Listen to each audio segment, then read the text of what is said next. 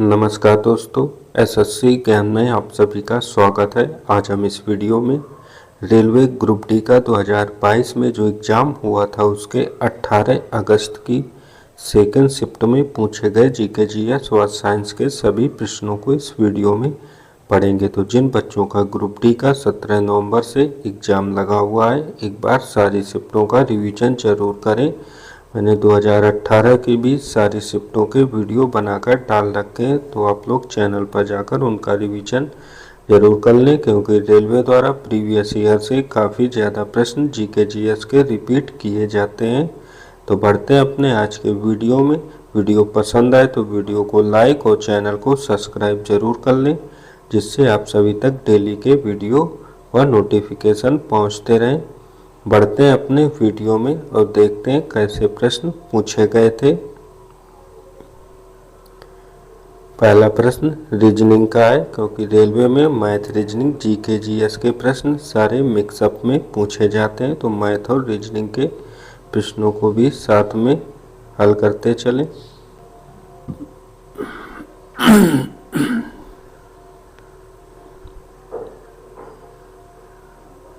GS का पहला प्रश्न है, जून 2022 तक इनमें से किस राज्य में पंचायती राज संस्थान मौजूद नहीं थे? तो नागालैंड में पंचायती राज संस्थान मौजूद नहीं थे, तो ऑप्शन फर्स्ट इसका राइट आंसर होगा।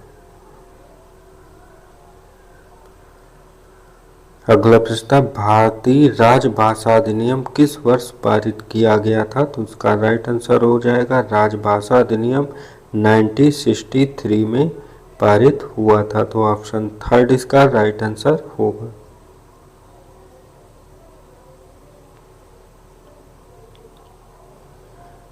अगला प्रश्न है, 22 अक्टूबर 2021 से जियो पारसी योजना के तहत 60 वर्ष की आयु के बाद बुजुर्गों को प्रति व्यक्ति प्रति माह प्रदान की जाने वाली सहायता राशि कितनी है? तो आंसर हो जाएगा 10,000 रुपये, तो ऑप्शन थर्ड इसका राइट आंसर होगा।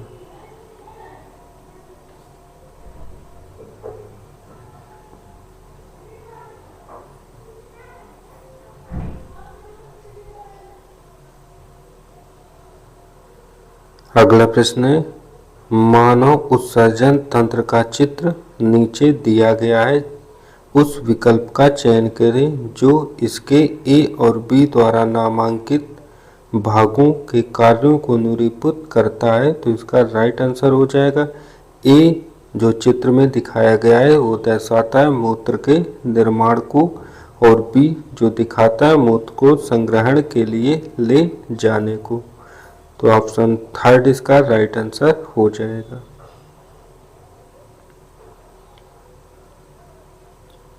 अगला प्रश्न पूछा गया है कि निम्न में से कौन सा सर्वाधिक विद्युत धनात्मक तत्व है?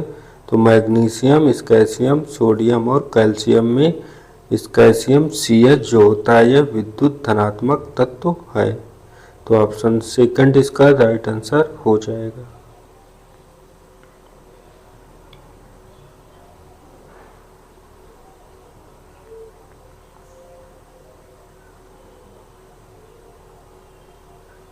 अगला प्रश्न था, 15 जून 2022 तक लेखा नियंत्रक सीजीए कौन थे? तो इसका राइट आंसर हो जाएगा सोनाली सिंह, तो ऑप्शन सेकंड इसका राइट आंसर होगा। तो अगला है, एशियाई शेरों की आबादी बड़े पैमाने पर किसके संरक्षित उद्यान क्षेत्र में निवास करती है? तो आंसर होगा गिर राष्ट्रीय उद्यान में निवास करती है, तो ऑप्शन फर्स्ट इसका राइट आंसर होगा।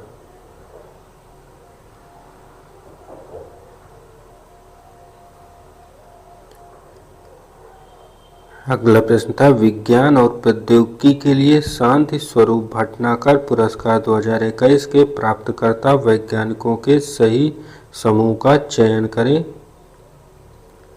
तो आंसर हो जाएगा डॉक्टर अमित सिंह, डॉक्टर कनिष्क विश्वास और डॉक्टर अनीश घोष, तो ऑप्शन सेकंड इसका राइट आंसर होगा।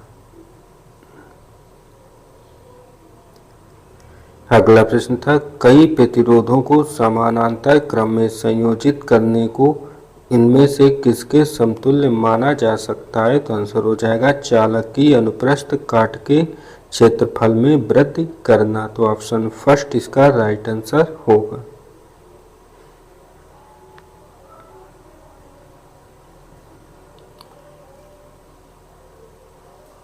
अगला प्रश्न है, कौन सा अनुच्छेद जीवन और व्यक्तिगत स्वतंत्रता के संरक्षण से संबंधित है? तो आंसर हो जाएगा अनुच्छेद 21। तो ऑप्शन 4 इसका राइट आंसर होगा।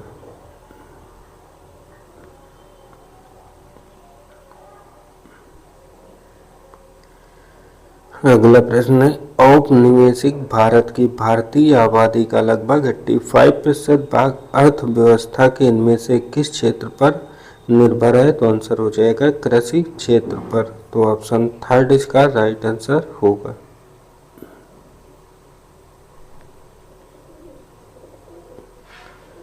अगला प्रश्न था, इनमें से किस राष्ट्र ने अतिथि राष्ट्र के रूप में हैदराबाद साहित्य महोत्सव 2022 में भाग लिया? तो आंसर हो जाएगा यूनाइटेड किंगडम ने भाग लिया था। तो ऑप्शन 4 इसका राइट आंसर होगा।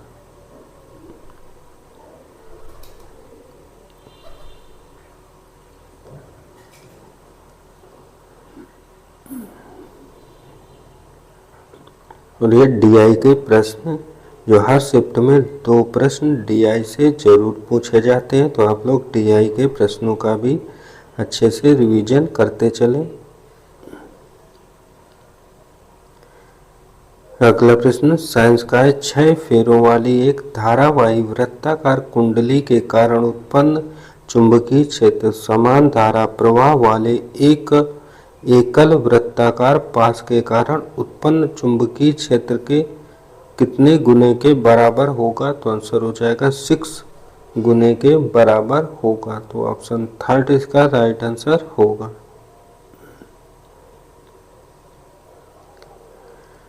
अगला प्रश्न है,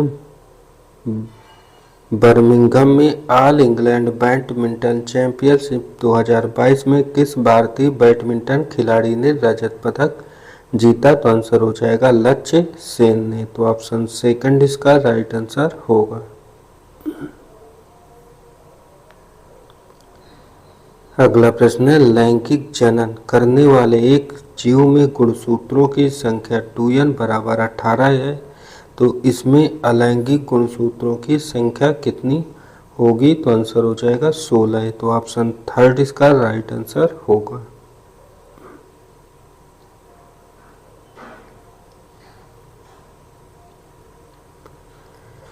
अगला प्रश्न है, बंगाल में सामाजिक धार्मिक सुधारों के प्रणेता राजा राम मोहन राय द्वारा इनमें से किसकी स्थापना की गई थी? तो आंसर हो जाएगा आत्मीय सभा की। तो ऑप्शन फर्स्ट इसका राइट आंसर होगा। अगला प्रश्न, मार्च 2022 तक भारत के मुख्य चुनाव आयुक्त कौन थे? तो आंसर होगा सुशील चंद्रा। तो ऑप्शन सेकंड इसका राइट आंसर हो जाएगा। अगला प्रश्न है, अजैव निम्नीकरणीय प्लास्टिकों से संबंधित निम्नलिखित में से 3 कथन जंतु उत्पादक और हमारे आसपास के वातावरण पर उनके प्रभाव को दर्शाते हैं। तो असंगत कथन का चयन करें। तो असंगत कथन हो जाएगा प्लास्टिक के थैले टिकाऊ होते हैं। तो ऑप्शन 4 इसका राइट आंसर हो।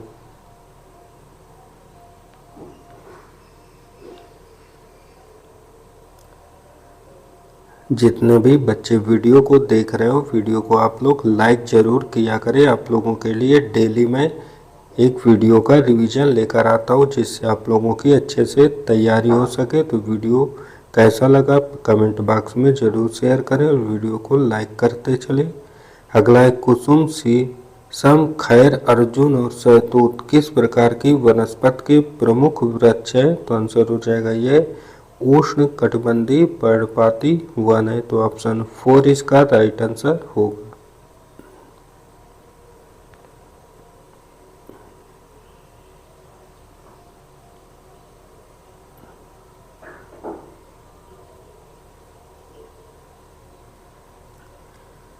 अगला प्रश्न है 2021-22 में आयोजित फुटबॉल टूर्नामेंट संतोष ट्रॉफी के 75वें संस्करण की विजेता टीम का नाम क्या है? तो आंसर हो जाएगा केरल। तो ऑप्शन थर्ड इसका राइट आंसर होगा।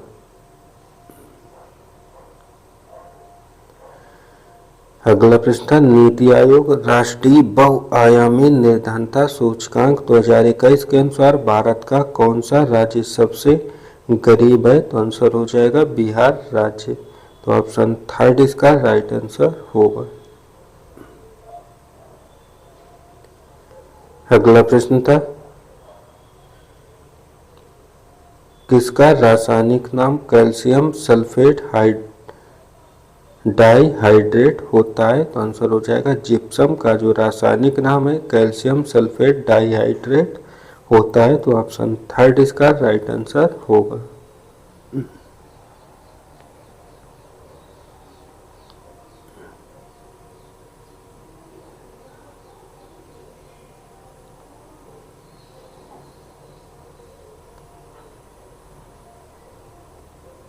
अगला प्रश्न है निम्न में से कौन सा शहर मुगल साम्राज्य द्वारा नियोजित पहला शहर है? तो आंसर हो जाएगा फतेहपुर सीकरी। तो ऑप्शन सेकंड इसका राइट आंसर हो जाएगा। अगला था निम्नलिखित में गलत कथन की पहचान करें। तो गलत आंसर जो इनमें से होगा पराग नलिकाओं की बीजांड की ओर वृद्धि गुरुत्वानुवर्तन का एक उदाहरण होता है, यह गलत है। तो ऑप्शन थर्ड इसका राइट आंसर होगा।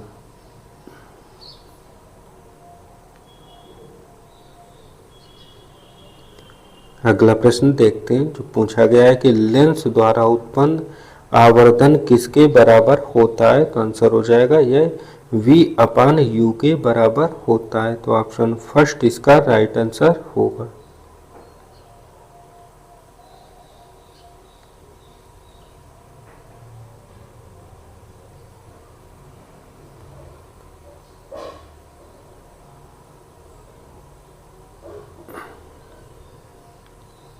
अगला प्रश्न देखते हैं सारे मैथ के प्रश्न हैं जो पूछे गए एग्जाम में। अगला प्रश्न है एक गोली दर्पण एक सीधा तथा छोटा प्रतिबिंब निर्मित करता है। तो गोली दर्पण के बारे में सही कथनों की पहचान करें। तो पहला कथन है दर्पण अवतल है। तो दर्पण अवतल और उत्तल दोनों होते हैं, तो एक कथन गलत हो जाएगा। कथन बी है दर्पण एक आभासी प्रतिबिंब निर्मित करता है, तो सत्य है। कथन सी दर्पण की फोकस दूरी धनात्मक होती है, तो कथन सी भी सत्य है। तो कथन ए गलत और कथन बी और सी दोनों सत्य हैं। तो ऑप्शन 4 इसका राइट आंसर हो जाएगा।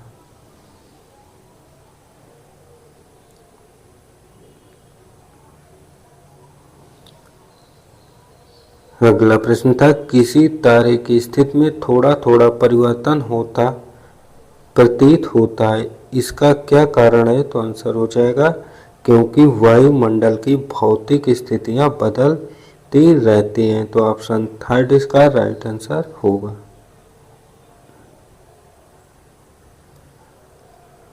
अगला प्रश्न निम्न में किस समूह के सभी यौगिक समान समजातीय श्रेणी से संबंधित हैं?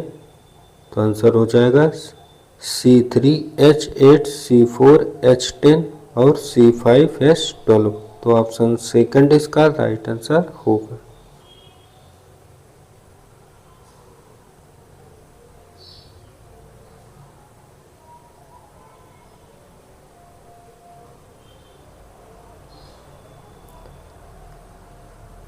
अगला प्रश्न है देश का पहला व्यावसायिक स्तर का बायोमास आधारित हाइड्रोजन संयंत्र मध्य प्रदेश के किस जिले में स्थापित किया जाएगा? तो आंसर हो जाएगा ये खंडवा में स्थापित होगा। तो ऑप्शन सेकंड इसका राइट आंसर होगा।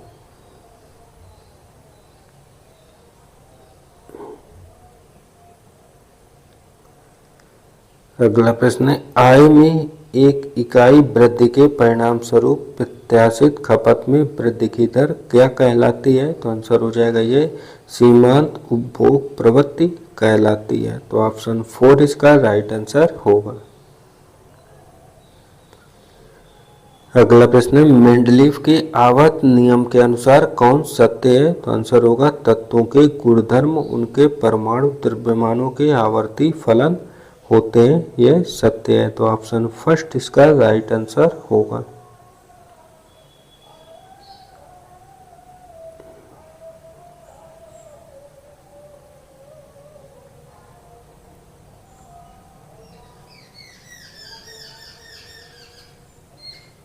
अगला प्रश्न है, जनवरी 2022 तक प्राप्त जानकारी के अनुसार निम्न में से कौन सा देश दुनिया में खीरे का शीर्ष निर्यातक बन गया है? तो आंसर हो जाएगा भारत देश।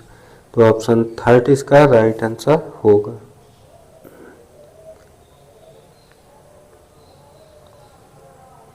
अगला है, निम्न में कौन सा औषधि पौधा रक्तचाप के उपचार के लिए सबसे अच्छी औषधि है? तो आंसर हो जाएगा सर्पगंधा।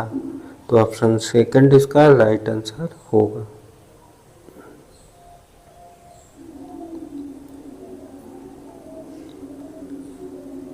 नाइन्टी 95 प्रश्न भी डीआई का है।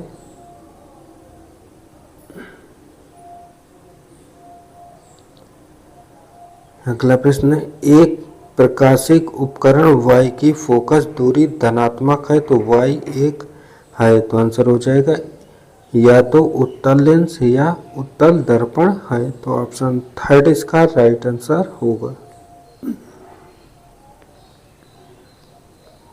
अगला प्रश्न है, कास्टिक सोडा का उपयोग सामान्यतः किसमें नहीं किया जाता है? तो आंसर हो जाएगा अमोनिया के निर्माण में नहीं करते। तो ऑप्शन 4 इसका राइट आंसर होगा।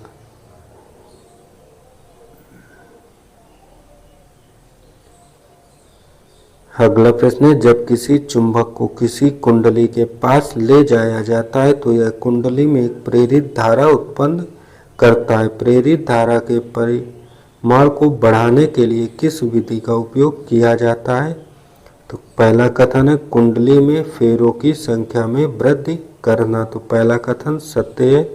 दूसरा कथन है चुंबक की गति में वृद्धि करना। तो दूसरा कथन भी सत्य है। तीसरा है कुंडली के तार की प्रतिरोधकता में वृद्धि करना। तो थर्ड कथन जो है गलत हो जाएगा। तो राइट आंसर होगा कथन 1 और कथन 2 दोनों सत्य हैं।